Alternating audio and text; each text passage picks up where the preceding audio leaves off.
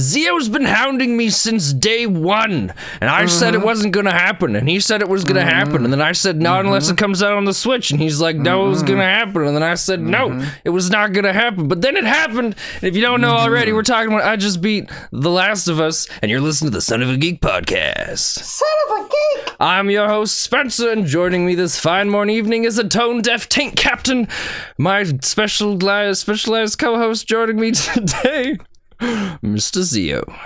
How's it going, Zio? Great, Spen. How's it going? You finally beat The Last of Us. It's about damn time. Yeah. It's only taken... You're just going to gloss over that insult too, aren't you? Yep, that's right, I am. I don't even know what it means. Courtesy of RobbieTheRobot.com/insult-generator.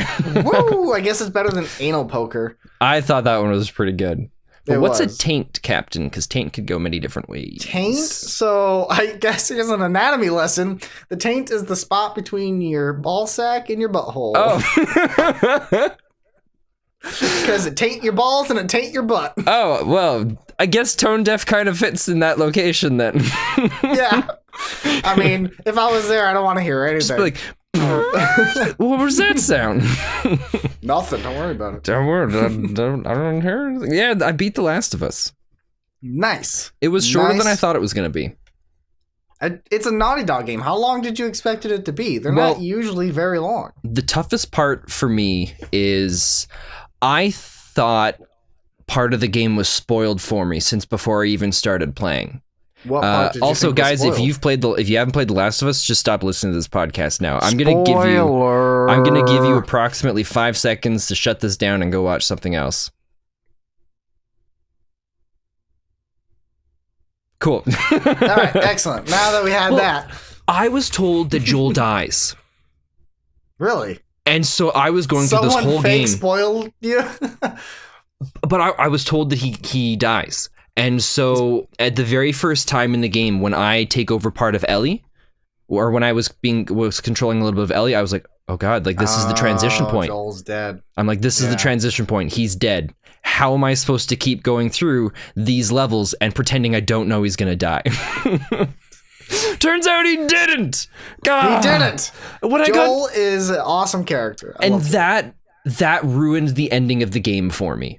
Really? Because we got to the end, and then he lifts Ellie up onto the rock, or down up from this ledge. Yeah. And then I'm like, and then the game ends, and I'm like, well, no, there's still more. He's not dead yet.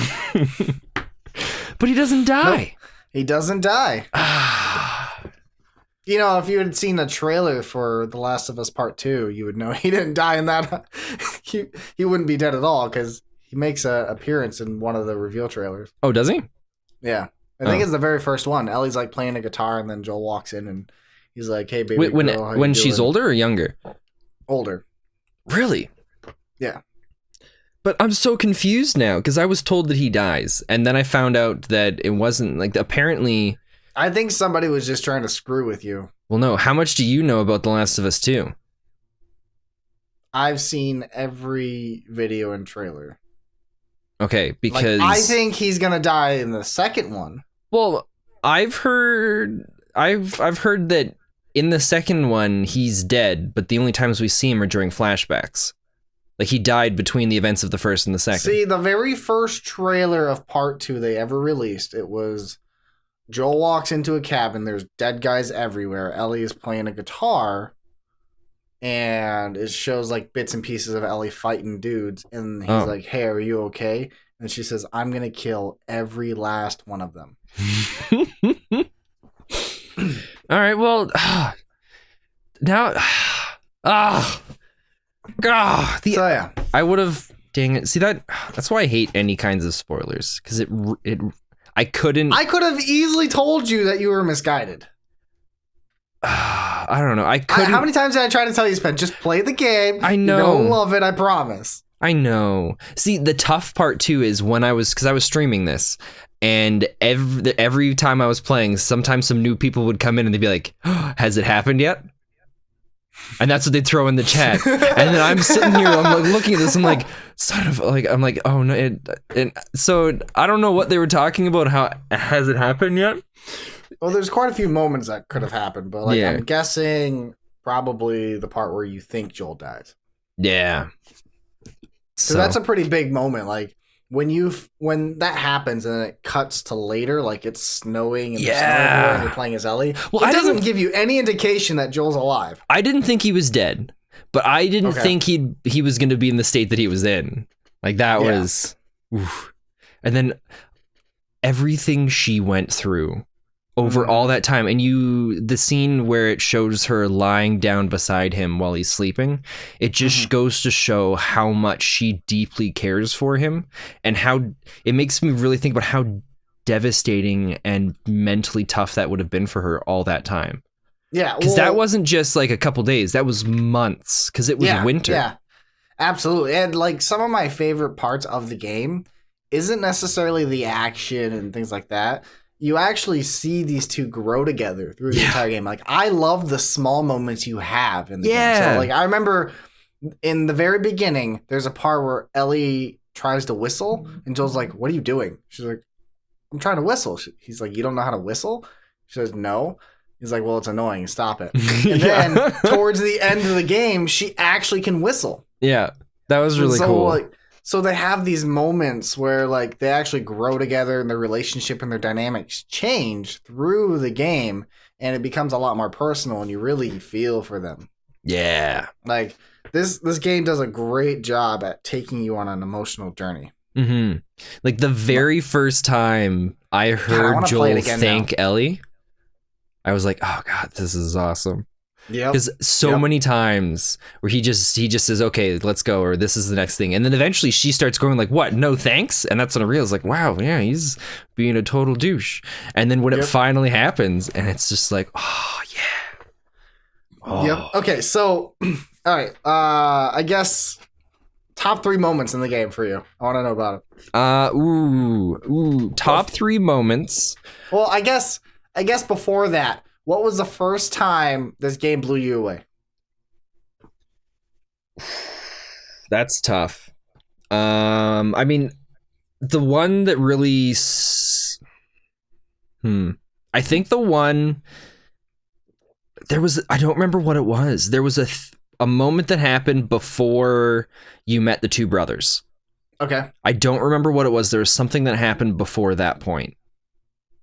And it was the first time when I was just like, God, this is amazing. And then there was that one with the two brothers. Mm-hmm. And then probably, I don't know, like the whole rest of the game. All right. If you could pick 3 moments, then what were the top 3 moments you loved the most? Okay. Off the top of my head, I'm gonna go with the when you first meet the two brothers, and you this is one of the best. And your adventure, you kind of like travel with them for that short little bit, and then you get separated from them. So it's the separation from them is one of the moments, and then when and then the infected, and then the death. When that happens during that cutscene, that's the second one, and then God, the third one, I don't know. I mean, the last section of the game, everything just happens so fast. Pretty and intense, there was right? so much going on. It's tough between choosing when Ellie went and lied down beside Joel, because she was just going to sleep and basically watching him suffer. It's a tie between that one and when he shoots the girl in the hospital and then lies to Ellie about it. Yeah. That was an intense ending. Yeah.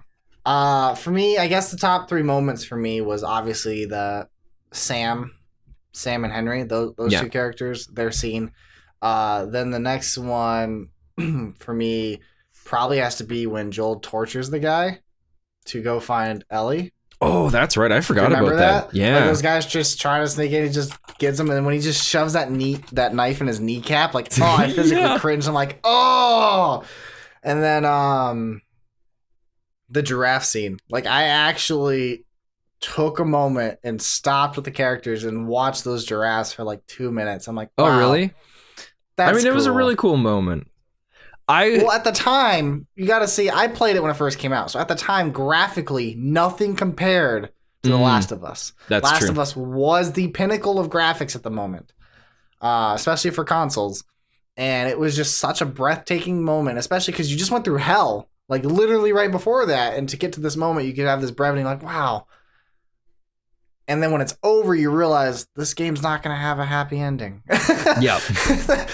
That's like, you're like, this is the happiest I'm going to be in this game. It's great. I loved it. So yeah, the drafts were pretty amazing. I'm going to change one of my 3 moments and to 4 moments. All right. So, sorry, Zia, for breaking your 3 moments there. But the first one, I'm going to say the death of Sarah. That's what it was. When Sarah dies. Really? Yeah. That was I really liked Sarah. She was a really cool character. Yeah, in the beginning when she died, kind of set the tone that no character is really off limits. Yeah. Well, because I just got to double check. Sarah is his daughter, right? Yeah. Yeah. God, that was... It starts off super strong. Yeah, so it's the death of Sarah, the first time I encounter the bloater in the school, and then the last 2 moments that I already mentioned. Okay, so if we're counting like gameplay moments, those are completely different. So like, for me, we played games differently. So you played on normal, and then we've had these conversations. I played it on hard for the first third of the game, and then I went down to normal. Okay, so you played on hard, and then like I played on hard to start, and then I went to grounded mode when they released it on the PS4. But I'm saying, like, I remember we had this brief conversation before you finished it about, like, I watched some of your stream, and I saw, like, I was screaming at your stream because you, like, used a shiv to open a door. I'm like, what are you doing? You need that to kill something! and then you open the door, and I saw that you had, like, 8 arrows just sitting on the shelf. I'm like, he's playing on an easier difficulty. That's what I was told is, anytime you find a door, use the shiv because it's worth it, the stuff you find inside. Yes, it usually is. I use shift to open doors too in the harder difficulties because you usually get more, but you don't get a lot more in the harder difficulties. Oh, okay. It's a lot more devastating of a loss. So like, I'm not kidding you. When I played on grounded mode, you get like little to no supplies. Well, even on hard, I didn't get enough to get through certain areas. Now, yeah, imagine that and cut it in half. Like, I didn't think it could actually get that much harder than hard, but it does. So like, you die faster, like hits do more damage to you, and you get way less health. So like, you can choose to make a Molotov or a health kit. Do you know how many? I went through that entire game with under like a quarter health. Like, I could never make myself a health kit because I'm like, a Molotov's more important to me. Like, this is gonna get me out of a fucking fight. Oh, that'd be so tough. And that health kit's only gonna help me if I have 5 seconds of levity to heal myself. I see. I don't know. I wouldn't be able to get through it because I suck at the stealth aspects of that game so bad. There's so many moments that I'm like, everything's set up perfect. Like, even some of the guys on stream are like, okay, throw this there, go that, and you're golden. There's no way you'll be able to mess it up. And so then I go and I do that, and then I start going, and then suddenly just like all these After creatures. I showed you the brick thing, did you do that more often? No, I never did that. I just ran at guys and just smashed their head in with the brick. That's fair. Yeah, I mean, that becomes way more useful when you have no ammo and stuff. So like, there's 3 moments in the game that I remember where like supplies were really needed. I guess I'm sorry, 4 moments. Okay. So the first one is gonna be when you go with Sam and Henry in the sewer area. Right? Oh god, so like you're Joel with one of them, and then like all those clickers are in there, and then you have all the little other zombie guys. And so I saved up because I had played the game before in hard, and grounded gave you even less supplies. So I remember I saved literally everything. I used as little bullets as possible. I used nothing on anything, and I built up for that moment. I also built up for the next moment, which I would say would be the sniper part. Oh, that was so cool. That was a great moment, but that part is so hard on grounded, dude. You have no idea. Because like one shot killed you. It. One shot killed you, and you couldn't like make it. It's just I had to like. It was so hard, especially because you didn't have the sense to see people. You don't get that in Grounded. Oh, see, I would never be able to do that then, because there were so many. The only thing that kept me sane in that game in the quiet moments was every once in a while I'd just throw the sense and be like, okay, there's no infected, I'm gonna keep going. Yep, you actually had to listen. So like it was imperative to play that with an actual like good gaming headset so you could hear something walking over here versus over here. It really helped a lot with that playthrough. That would be the insane. other one would be in the hotel when you can run into 2 bloaters and you have to start the generator. See, I only ran into one. Might have been the difficulty then. I hope. Like my Or no, there were 2. Yeah, you're right. The first couple times I died, there was only the one. And then I started taking some other paths for this later on. My plan of action for that was start the generator. I ran to the hall right down from the generator. Mm-hmm. And I took all the bricks with me over there. Anytime a thing came, I'd throw a brick at him, kill him with the bat, 1 hit, throw a brick, kill with the bat. And then with the bloaters, 2 Molotovs. Oh, so you actually fought those? Yeah, because on Grounded difficulty, there's no way in hell you're making it through without fighting I guess them. that's fair. Like, I tried. But my strategy was, go into that little hall, use a brick, hit him, kill him with the bat. And then, like I said, 2 Molotovs will kill a bloater. Yeah. I do have to say, I lucked out streaming it in the sense that I was already stressed out as it was because I'm not good with horror moments. And then I got to the generator, I'm like, oh god, this is, as soon as I start this, it's gonna make sounds, and then whatever's around here is gonna start running after me. So I get 1 pump down on the generator, 2 pumps down on the generator. I look at chat and it says, "Whoa, stop, no!" So I stop. I'm like, what's going on? They're like, you gotta figure out where you're going. So they helped me out, and I got a chance to go and take a look around everywhere. Ah, you cheated. Yeah. But even then, like it was tough. The first couple times I went the shortest route, where I just went into the main thing, up the set of stairs, and then just into the room at the door. And then that never worked. So then, only because I found out I was doing it wrong. Because I would throw the key card in the door, and then I'd stand back and like, okay, why isn't it opening yet? But you're supposed to go up to the door and use the interaction button to open it up. But yeah, it was. Oh god, it's a really good game. I'm disappointed I didn't play it when it first came out. But you're gonna correct that when The Last of Us 2 comes out now, right? Yeah, I am. But I mean, I think if I'd played it when it first came out, it wouldn't have been the same, because I was going to school for game animation at that point. So everybody's huge gamers, and there was this one group in my program that they were big into that game, and they never stopped talking about it. And I remember they spoiled things. Not on purpose, just by accident, because I'd be walking by while they were talking about it. So I knew about different things that were going to be happening, but I just did my best to block it out. And then several years down the road, I didn't remember any of the stuff they'd said. So kind of worked out better for me that way. But it's so good. It's a great. I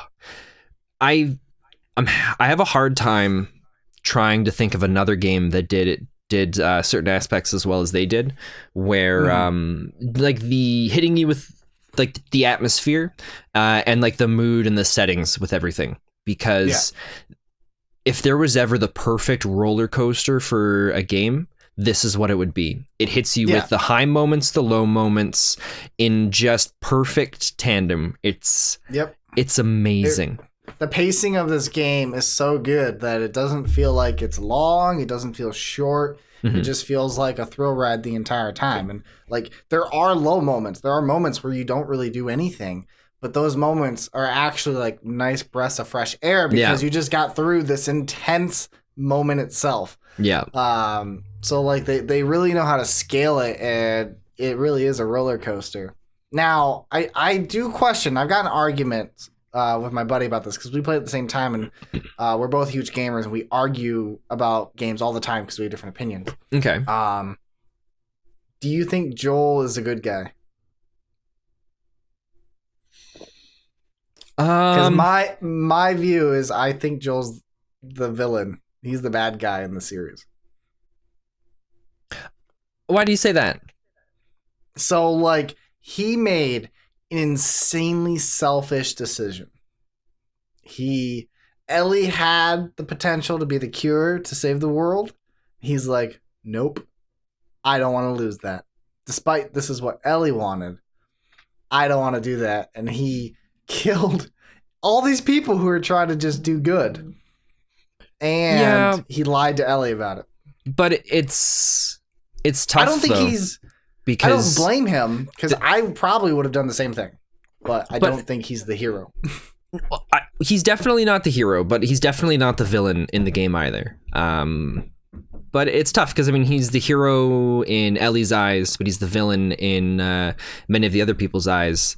And but I mean, you see a strong development of his character throughout the game, where at the beginning, all of his anger and rage is just directed at being alone and not wanting to lose everything that he's lost. And he's lost a lot. Like, everybody in the game's lost a lot. But for us, the perspective that we have, because we saw certain moments with him, like, we know he's lost a lot in a very devastating way. Like, I couldn't imagine, if I had a daughter, losing it the way that he lost it in that game. I don't know what I would do. And then you see how he kind of directs this stuff somewhat. And then slowly the barriers start breaking down between him and Ellie the more they spend time together. And I mean, by the end of the game, I'm pretty sure he sees her as his own daughter. That's how. And because of that, he's about to lose her again. He's everything important in his life was taken away from him, and now everything important in his life is about to be taken away again. He's going to do everything he can to stop them, because he now sees these people as terrible because they're about to take the life away from the daughter that he loves more than and cares for more than anything else in this world. Oh, yeah, absolutely. No, I 100% agree with you. And I think he is the father of Ellie, and Ellie's his daughter, and that whole dynamic. And I 100% see his point of view. And like I said, if I was in his shoes, I would probably do the exact same thing. So I can't fault him for his decision, but I do not think he is the hero, because, like, that was Ellie. She's not like any normal teenager, right? You know, obviously her DNA is different, and just her outlook on life. Well, I didn't think it was her different. DNA. I thought it was a mutation in the infection. Right, but that was caused because of her DNA or something. You know, she didn't. No, I think it was. I think that's all it was just a mutation. Whatever. Either way, take that, the point is she's different. And I know more about The Last of Us than you do. More mature and everything else as well. So, like, I really think, like, she thought that decision through, even though she is a teenager. This is the one thing she wanted to do to help the world, because the world has been trying to help her. But I don't know, because she didn't know. She didn't know. You're right, she didn't. But I don't consider Joel a hero in any facet. I just think he made a selfish decision. And he murdered people. No, but I mean, they also told him, like, no, you can't have her back. We're doing this. She doesn't know about it, but we're sure she's okay with it. And if you try to stop us, we'll kill you. And so he's like, well, then I'm just gonna kill you. And it's tough, because in that kind of world, in that situation, I don't think it's more than black and white. Yeah, Joel's not a hero, but he's not a villain. He obviously he did terrible things, but he's not doing these things to gain an upper hand, to control people. He's doing this to protect someone that he cares about more than anything else. So, plus, I mean, if you think about it, I think that situation would be doubly hard for him, because it would be like losing his daughter twice again at the same time. Yeah, no. Again, I sympathize with the situation. No part of me doesn't. Yeah, I don't know. Consider him more a villain than a hero. Yeah, I think he's right. I think he's true neutral. If we were to throw, I guess if we're going with D&D terms, yeah, he would be completely true neutral. But hey, at the end, did you kill the doctors? No. You didn't? No, I didn't. I kept. You just took Ellie. Well, I walked up to them with my gun and I'm like, "Don't try any funny business." And then I had to shoot the one guy with the knife. So I killed the one doctor because I was just trying to get up to Ellie and I'm like, "Don't make me do this, buddy." And then he made me do it because he started attacking me. Or no, what was it? No, Joel takes the knife from him and like stabs him in the neck or something. Yeah. And then we have the path open up to Ellie, and the whole time I'm walking up, but I'm pointing my gun at the other two. I'm like, "Don't even try on a phone business." And then I grab Ellie, and we get out of there fast. I remember, so I got the platinum on the PS3, and I went to re-platinum it on the PS4 in the grounded difficulty. And I worked so hard on grounded difficulty to get all the trophies in that one playthrough. And it glitched on the last collectible item. And I didn't get my final trophy. Oh, that's right. You were talking about that. I was so mad. Which one was that? So furious. It was so like as you're going up to the doctor's room. Yeah. On the right hand side, there's a collectible like in another room. You can just get it there. What if that was the what if last it didn't collectible of the glitch game. and you just didn't actually get all of them? What if you I did though. What if you didn't, and that's why? I did though. But you didn't because you didn't get the achievement. I platinumed it once before. And I knew exactly where all the collectibles were. Yeah, except you didn't because you missed one of them. I had to restart the level to get that trophy again. No. So like it just didn't pop. Anyways, can I do my story, SPEN? Yeah, just giving you a hard time. No, I got the collectible. I didn't get the trophy. I was furious because I had just went through hell through grounded mode. I had saved up all my ammo for this last big fight scene. And I had some left over. I had some arrows left over. I had some shotguns left over. I was so mad. I went into that room and I killed every doctor and wasted every bit of ammo I had left on it. That's how you were feeling.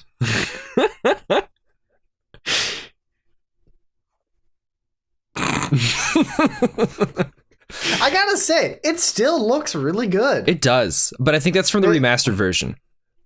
Even then, that's still the remastered version was what, 5 years ago? Well, hold on.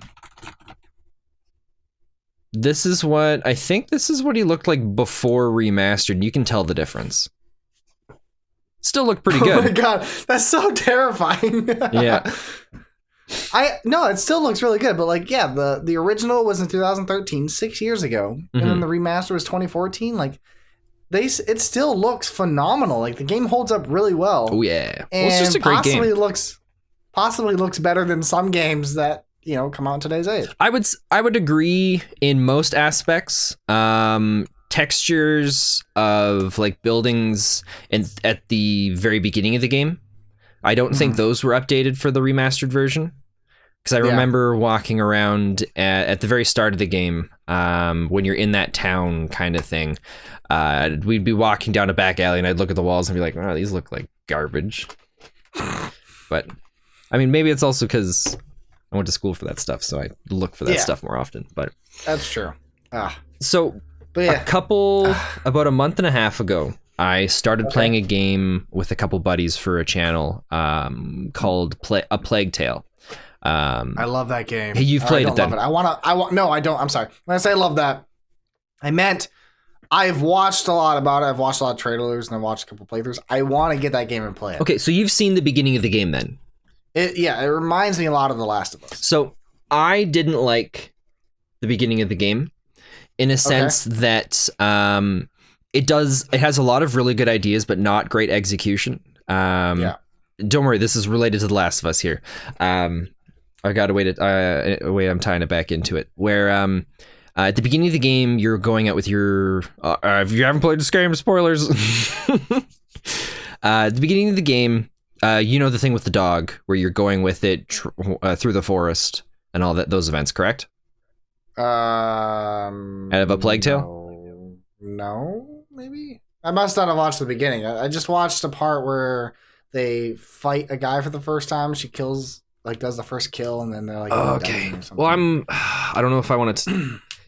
I'm gonna talk about it if you're okay with it, because it's very important for The Last of Us here. So that's fine. At the beginning of the game, one of the moments is you're traveling through the forest with your dog, and you start to see all these weird little infected kind of bits of the ground and everything, and you're traveling with the dog, and then you get to this point where you're supposed to be getting something for your father, and then the dog dies. Okay. And it's this big emotional thing for the girl, and it had potential to be really good, but they didn't do anything to build any emotional connection between us and the dog. It was basically relying on us to go, oh, a dog. And so that was really tough for me, and it kind of made things difficult where I couldn't just, I don't know, I couldn't just be like, oh, it's a dog. It was really jarring for me, and I thought that was poorly done. And then there's a part later on when you first meet her brother, and then there's the interactions between her and her brother where they don't like each other, and then suddenly she's doing everything she can to protect him, which makes sense mechanically, so that the game can progress. But there's never that moment where you start to build an emotional attachment towards this character. Everything's just basically set up so that you have to imply your own feelings towards it. Right. And it made it difficult we never didn't end up finishing playing the game, but it made it difficult for me to get through parts, because I'd just be like, well, this is dumb. Like, they want me to feel for this character, and they're not going to give me any reason to do it.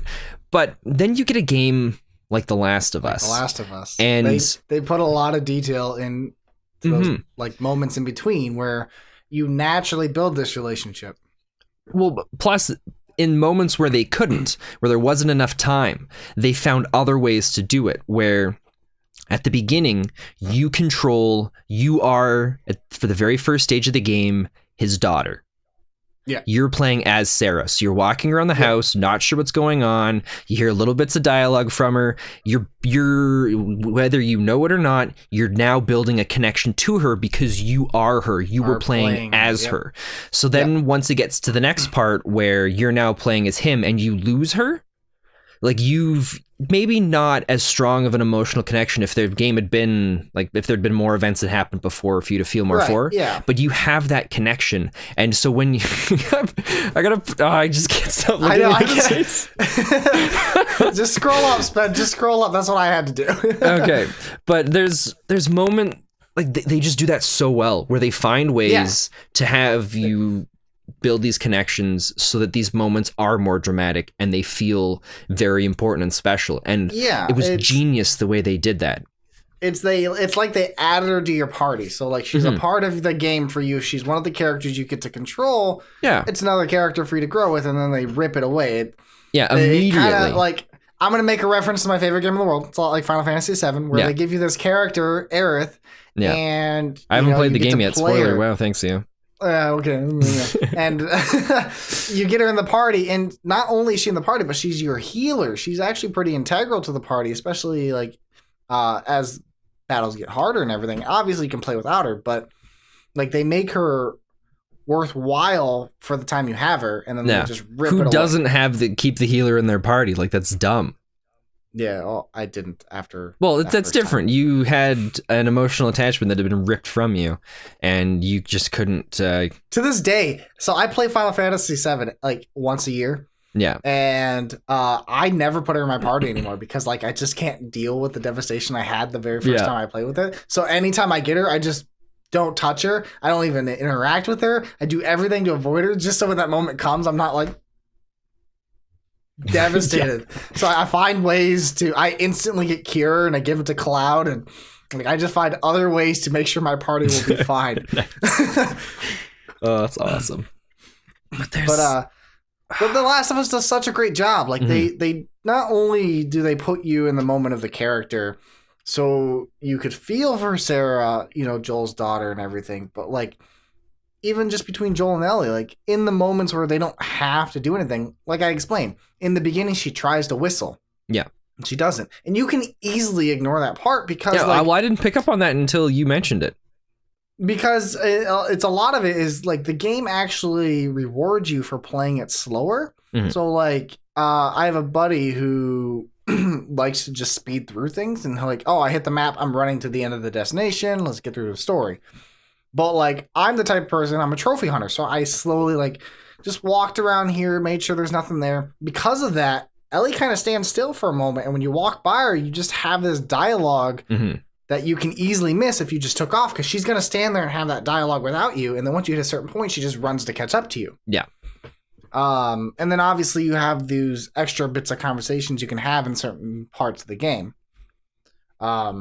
Yeah, there were. So it's just- I wonder if there's certain things that it's just like random chances for them to happen. Because there were a few moments that I had some viewers that would throw in the chat, like, "Hey, wait here for a moment. She's gonna say this thing, or say something cool here, or wait here for a moment because she has some puns that are really great."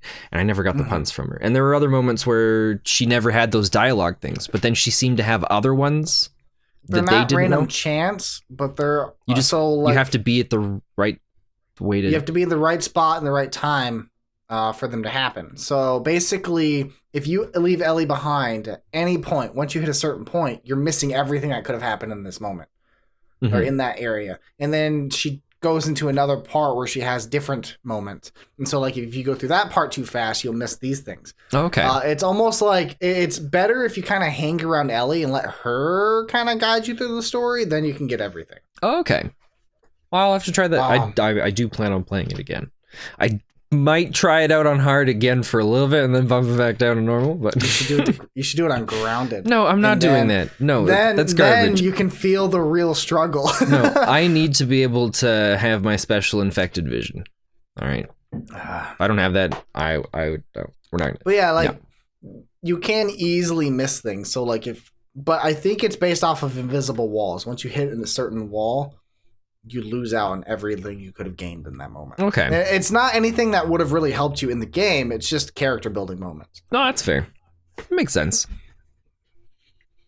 Those were some of my favorite parts. I loved the conversations Joel and Ellie had. I loved listening Yes. to Ellie's puns.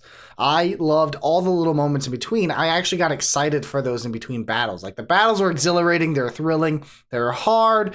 They're exciting. You felt very accomplished when you finally did them. And then you got to just enjoy the moment of reprieve and levity to have a conversation with Joel and Ellie because that relationship, it's Yeah. so integral.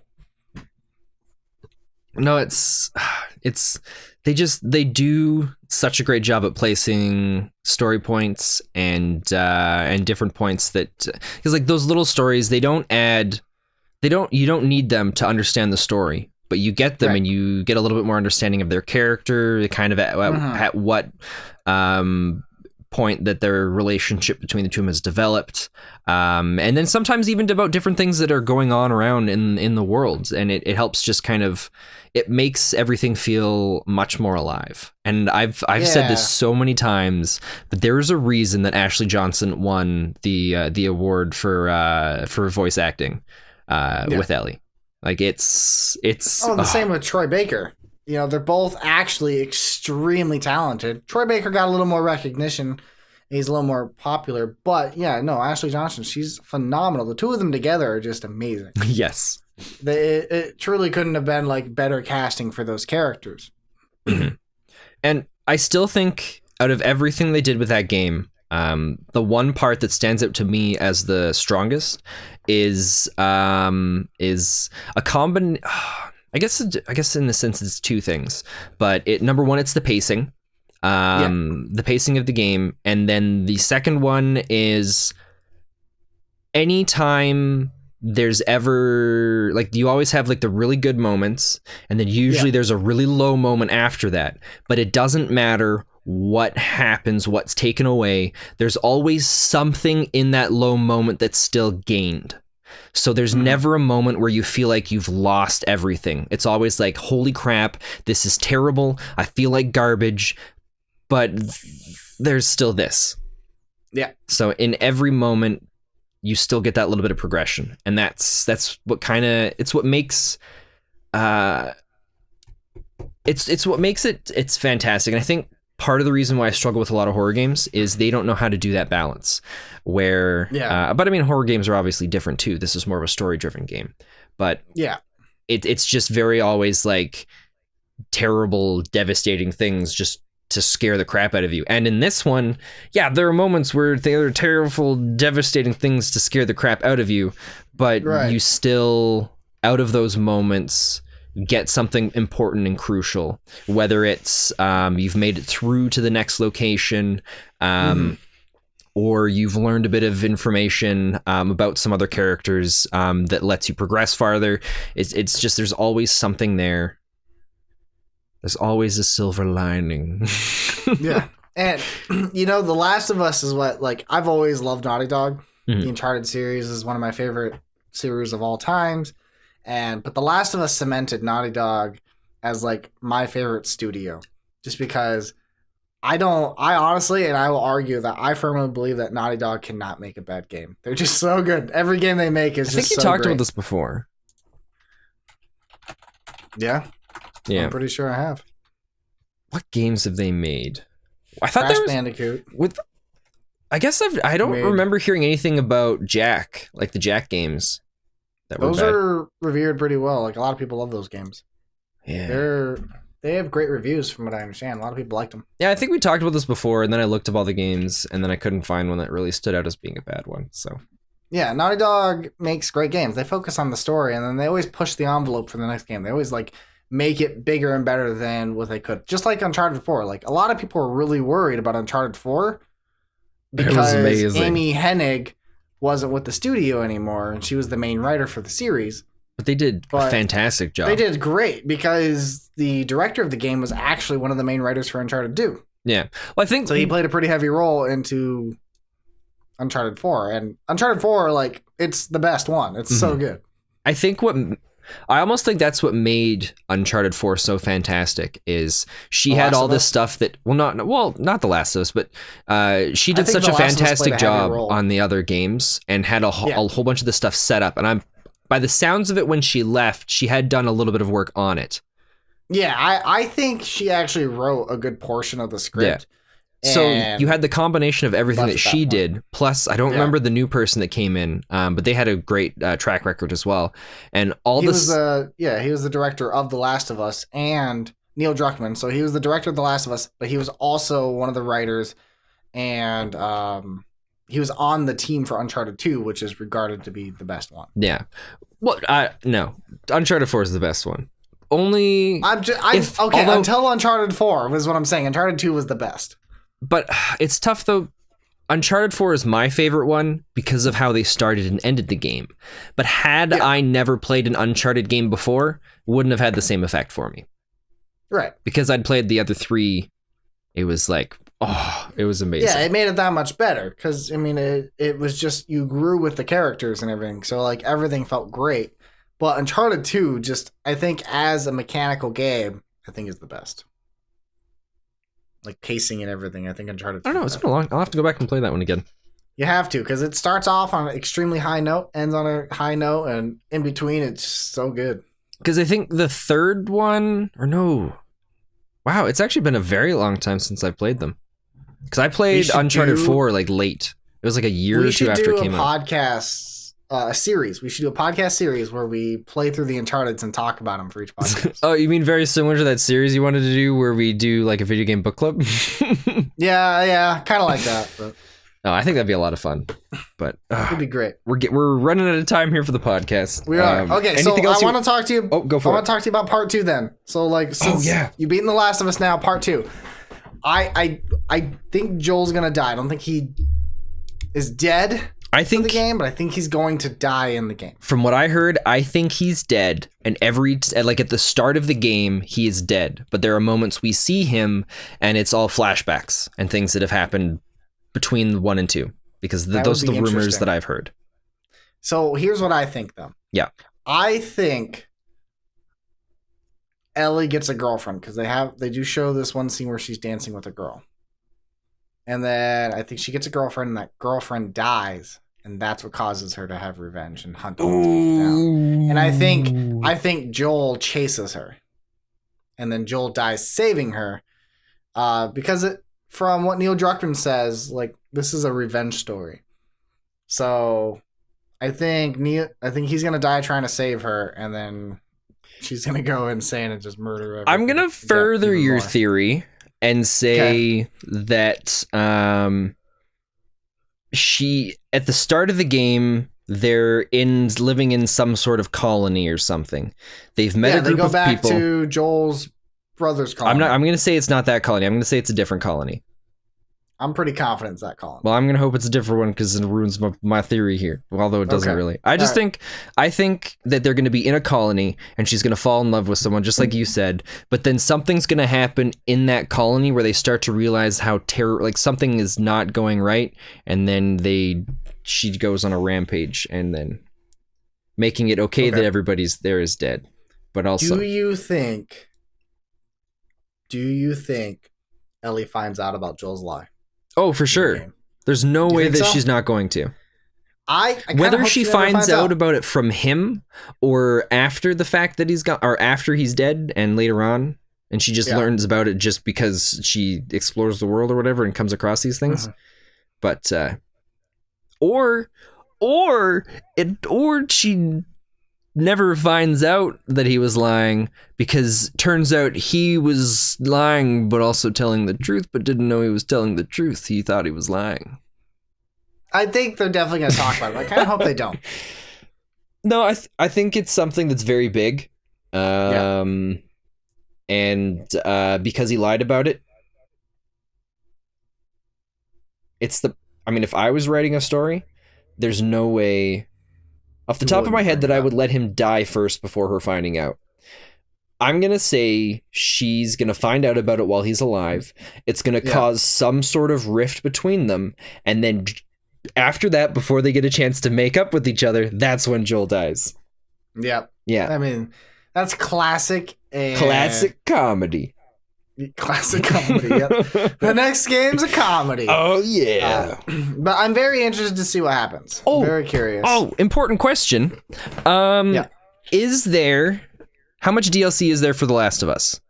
There's one extended DLC pack. Ellie has a story. It's a prequel to the game. Well, because there is in my version of the game, there's a new one of them. Spencer, you got to use your words here. Okay.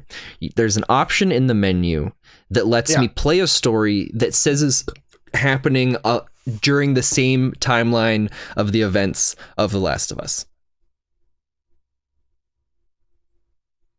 Yes and no. So, like, it happens during the beginning of The Last of Us. So when you first take over, not when the outbreak happens, but when you first take over Joel, before you meet Ellie, it leads up to that. So you just play Ellie's side of it. But it's not called Left Behind. What? Here, I'm not aware of anything. Give me a sec. I'm going to boot up my PlayStation. I think I've still got it hooked up here. This is very important, Zio. I don't think. Left Behind was the DLC. Oh, shoot. Give me a sec. Okay, whatever. Patreon people, enjoy this moment. Yeah.